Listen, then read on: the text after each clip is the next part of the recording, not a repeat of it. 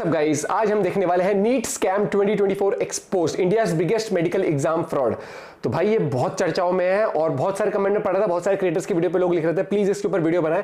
तो गौर ठाकुर भाई की वीडियो है और ये वैसे ही बहुत एनालाइज करके हर एक चीज जांच परख के लेके आते हैं वीडियो। तो वीडियो काफी कुछ खुलासे करेगी, तो देखते पूरी वीडियो। और इससे जो नॉर्मल लोगों को डिटेल में नहीं पता, जैसे हमको भी इतना कुछ ज्यादा नहीं पता है, ये पता है कि हाँ जैसे बहुत सारे बच्चों वो किस तरीके से पेपर में नंबर भी सेम आ गए हैं। भाई एक बच्चा नीट क्लियर करने के लिए दिन रात पागलों की तरह पढ़ रहा है। 2024 के नीट एग्जाम्स में 4 बहुत बड़े स्कैम्स हुए and we have clear evidence to prove it. NEET एक ऐसा एग्जाम है जिसके लिए माँ बाप अपनी जिंदगी की पूरी कमाई खर्च कर देते हैं सिर्फ अपने बच्चों को डॉक्टर बनता देखने के लिए। ऐसा एग्जाम जिसके प्रेशर से बच्चे खुदकुशी तक कर लेते हैं। हर साल स्टूडेंट्स के कितने ही सारे सुसाइड लेटर्स वायरल होते रहते हैं सिर्फ क्योंकि वो नीट क्रैक नहीं कर पाए।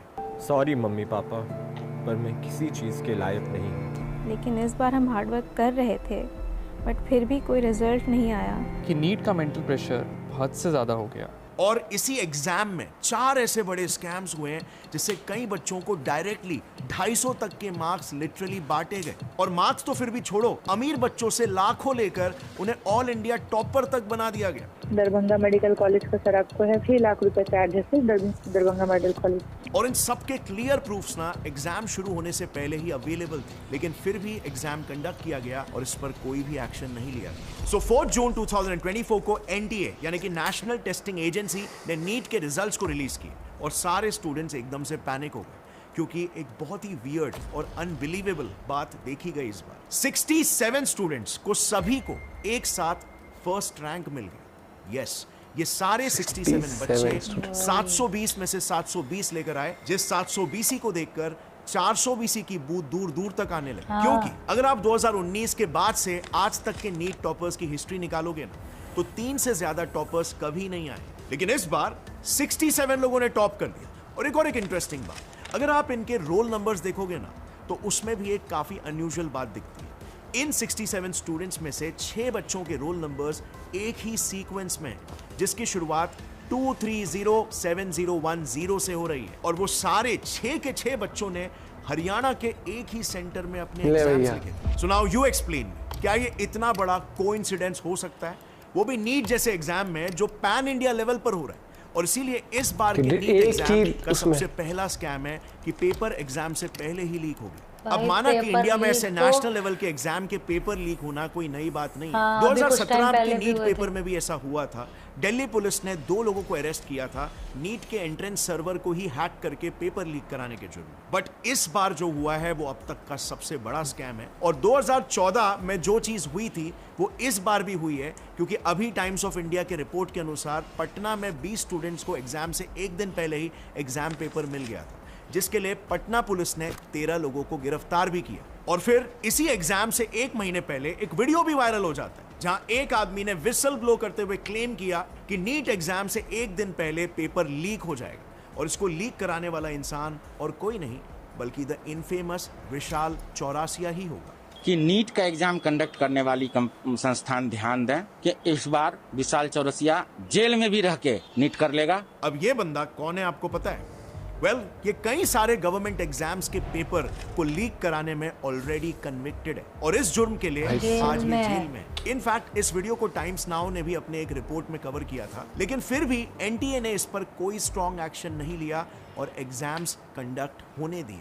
अब अगर इतने सारे प्रूफ्स भी आपको कम लग रहे हैं, तो एक टेलीग्राम ग्रुप का स्क्रीनशॉट भी बहुत वायरल हो रहा है, जिसमें एग्जाम के दिन के पहले ओपनली बच्चों को यह कहा जा रहा था कि 48 आवर्स ही बचे हैं, अभी भी जिसको पेपर लेना है जल्दी ले लो, बस पर सब्जेक्ट आपको 30,000 रुपए ही भरने। And now honestly speaking this is extremely pathetic. Education का क्या हाल बन गया। अब दूसरा एलिजेड स्कैम जो इस एग्जाम में हुआ है वो है सेंटर हाईजैकिंग। इस बार के नीट एग्जाम में कुछ ऐसे भी केसेस सामने आए हैं जहां पर कुछ बच्चों के पेरेंट्स लाखों रुपए देकर पूरा का पूरा सेंटर ही खरीद लेते हैं ताकि उनके बच्चे जब उस सेंटर में पेपर देने जाए तो वहां उस स्कूल का खुद ओनर उनकी एग्जाम क्लियर करवा दे। और इस बार भी ये स्कैम डेफिनेटली एक अच्छे तादाद में हुआ है। ये मैं इसीलिए कह रहा हूं कि अभी 12 मई की ही न्यूज है, गुजरात के गोधरा के जय जलराम स्कूल के मालिक को 2 और लोगों के साथ गुजरात हाईकोर्ट ने 14 दिनों की पुलिस रिमांड पर भेजा है फॉर सेंटर हाईजैकिंग।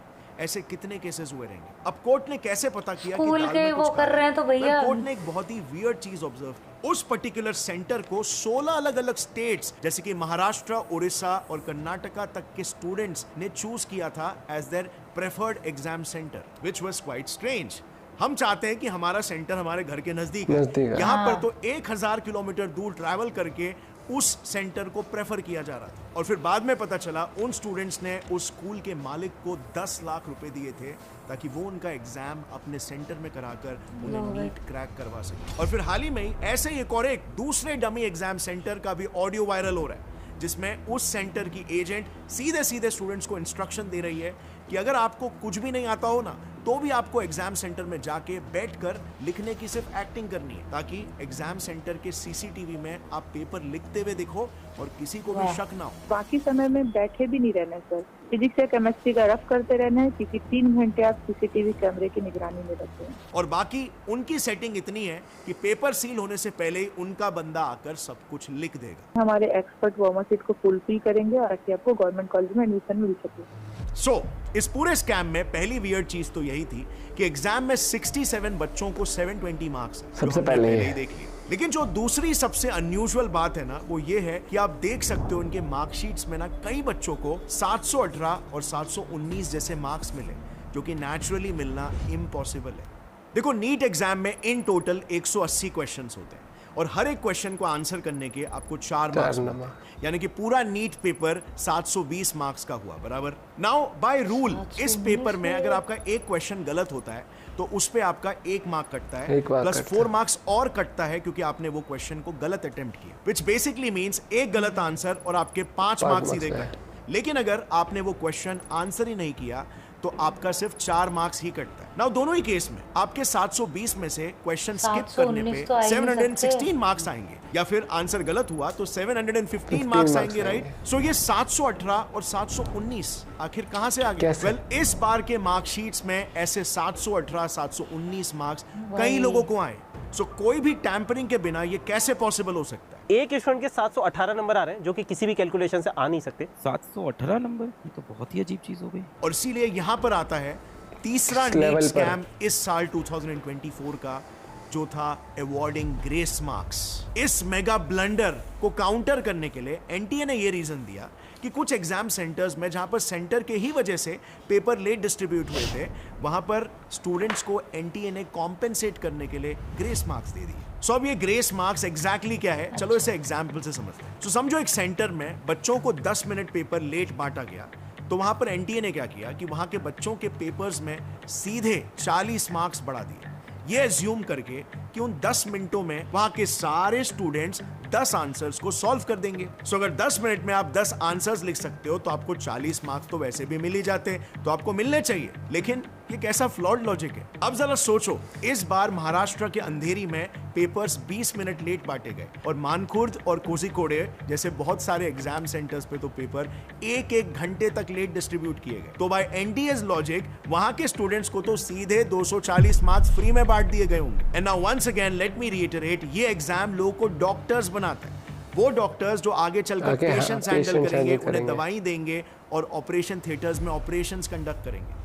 सो ये कोई तरीका है मार्क्स बांटने का? अब बात करते हैं इस साल के नीट एग्जाम में हुए स्कैम नंबर 4 के बारे में, जो है हायर कट ऑफ स्कोर्स। चलो ये सब कुछ हो गया, स्कैम हो गया, कंट्रोवर्सी हो गई, लेकिन उसके बाद भी क्या एनटीए 720 में से 720 लाने वाले बच्चों के अलावा दूसरे बच्चों को मेडिकल कॉलेजेस में एडमिशन नहीं लेने देना चाहता? ऐसा इसीलिए बोल रहा हूं क्योंकि मेडिकल एडमिशन्स में आपको पता ही होगा, कॉलेजेस सारे टॉप मार्क्स वाले बच्चों को प्रेफर करते हैं और जो भी इसके नीचे होता है उन्हें डोनेशंस देके सीट लेनी पड़ती है। लेकिन अब इस बार तो एनटीए ने कट ऑफ मार्क्स ही 720 में से मिनिमम 164 रखा है। ये इतना ज्यादा कट ऑफ मार्क है जो पिछले 5 से 6 सालों में कभी भी नहीं रखा गया। यूजुअली ये क्लोजिंग कट ऑफ 134 के रेंज में होता है। सो सिर्फ एक साल में सीधा 30 मार्क्स का इंक्रीज विदाउट इन्फॉर्मिंग कैसे किया जा सकता है? अब हाँ, प्रिविलेज लोगों को इसका बहुत बेनिफिट मिल जाएगा क्योंकि उन्होंने तो मार्क्स ऐसे ही ले लिए पैसे देकर, बट जो बच्चे इतने प्रिविलेज नहीं थे, उन्होंने मेहनत करके अपने दम पे मार्क्स लाया था, उन्हें किसी ने भी ग्रांट्स के रूप में या ग्रेस के रूप में मार्क्स नहीं दिए, उनके साथ तो ये अन्याय हो जाता है ना। और इसीलिए इस पूरे सिचुएशन को देखते हुए लाखों बच्चों की तरफ से मेरे एनटीए से कुछ बहुत ही इंपॉर्टेंट सवाल है। पहला सवाल, क्या पेपर सच में लेट हुआ था या उनको जानबूझकर लेट किया गया था ताकि ग्रेस मार्क्स देकर उन बच्चों का कट ऑफ बढ़ाया जा सके? उन सेंटरों का या उस तरीके से लेट वाला पैटर्न कई सारे सेंटर्स में देखा गया। दूसरा सवाल, जब पेपर लीक्स को लेकर सबूत ओपनली पब्लिक डोमेन में अवेलेबल थे, न्यूज एजेंसीज तक इसे कवर कर रहे थे, चीजें वायरल भी हो रही थी कि पेपर के बदले छात्रों से लाखों रुपए वसूले गए। और अब हम पूरे यकीन के साथ ये कह सकते हैं कि 5 मई को नीट की परीक्षा का पेपर लीक हुआ था। तभी भी एनटीए अथॉरिटीज ने इस पर कोई एक्शन क्यों नहीं लिया? एक्शन तो छोड़ो, एक स्ट्रॉन्ग स्टेटमेंट भी जारी नहीं किया। एनटीए आखिर चुप क्यों बैठी रही? तीसरा सवाल, अब जब इतनी कंट्रोवर्सी हो गई है, इतने सारे सवाल पूरे देश में उठाए जा रहे हैं, तो क्या एनटीए को वापस एग्जाम कंडक्ट नहीं करना चाहिए क्या? जबकि ये करने के जगह पे वो सिर्फ ग्रेस मार्क्स का बहाना देकर अपनी गलतियों को कवर अप कर रहे हैं। वो इस कंट्रोवर्शियल रिजल्ट को बच्चों के ऊपर जबरदस्ती थोप रहे हैं। यार, हम मेडिकल जैसे एक नोबेल प्रोफेशन की बात कर रहे हैं, एक ऐसी फील्ड जिसके बच्चे लिटरली हमारे देश का भविष्य है। आगे जाकर जब ये बच्चे डॉक्टर्स बनेंगे तो ये किसी की जान बचा सकते हैं, लेकिन अगर सही तरीके से सिलेक्शन नहीं हुआ तो ये किसी की जान ले भी सकते हैं। सो आज हमारे देश में ये क्या हो रहा है? मतलब आप खुद सोचो, ये इतने सारे प्रूफ्स अगर हमें मिल सकते हैं तो क्या ये सारे एविडेंसेस एनटीए के पास नहीं है क्या? इनफैक्ट हमसे भी काफी पहले से एग्जाम्स शुरू होने से पहले से ही, लेकिन इसके बाद भी there is no action at all. So मेरा मेन क्वेश्चन यहाँ पर सिंपल है, क्या इस बार सिर्फ वही बच्चे पास होंगे जिनके माँ बाप के पास करोड़ों रुपए हैं, और वो नहीं जिनके पास दिमाग है, जो हार्ड वर्क करते हैं, जो एक्चुअल भाई तो नहीं पैसा है, हर बार की तरह पूरे पॉश तो केस की तरह क्या इस बार भी हम पूरी दुनिया को दिखा देंगे कि इंडिया में अगर आप अमीर हो, आपके पास लाखों करोड़ों हैं, तो आप इस देश में कुछ भी कर सकते हो? और मेरा फाइनल और सबसे जरूरी सवाल, क्यों इलेक्शन रिजल्ट्स वाले दिन ही नीट के रिजल्ट को भी रिलीज किया गया जल्दबाजी में? इतनी भी कौन सी जल्दी थी भाई? क्या एनटीए इलेक्शंस के शोर में इन मासूम बच्चों की आवाज को दबाना चाहती थी? अगर हाँ, तो हम सभी को मिलकर इनकी आवाज बननी पड़ेगी। हमें जितने लोगों को हो सके इस इनजस्टिस के बारे में बताना होगा, और तब तक ये मुद्दा उठाते रहना होगा जब तक नीट एस्पिरेंट्स को जस्टिस ना मिल जाए। #Justice for NEET aspirants। अगर आपको भी ये मुद्दा इंपॉर्टेंट लग रहा है इंडिया के भविष्य के लिए, इंडिया के बच्चों के भविष्य के लिए, तो जितना हो सके अवेयरनेस फैलाओ। इसके खिलाफ आवाज उठाना ही एक रास्ता है कि आवाज गवर्नमेंट तक पहुंचे और इस स्कैम की पूरी तरीके से तहकीकात हो, और जो भी इसमें शामिल हो उन्हें पनिशमेंट मिले और एक फेयर तरीके से एग्जाम कंडक्ट किया जा सके। Thank you so much everyone अपना टाइम देने के लिए।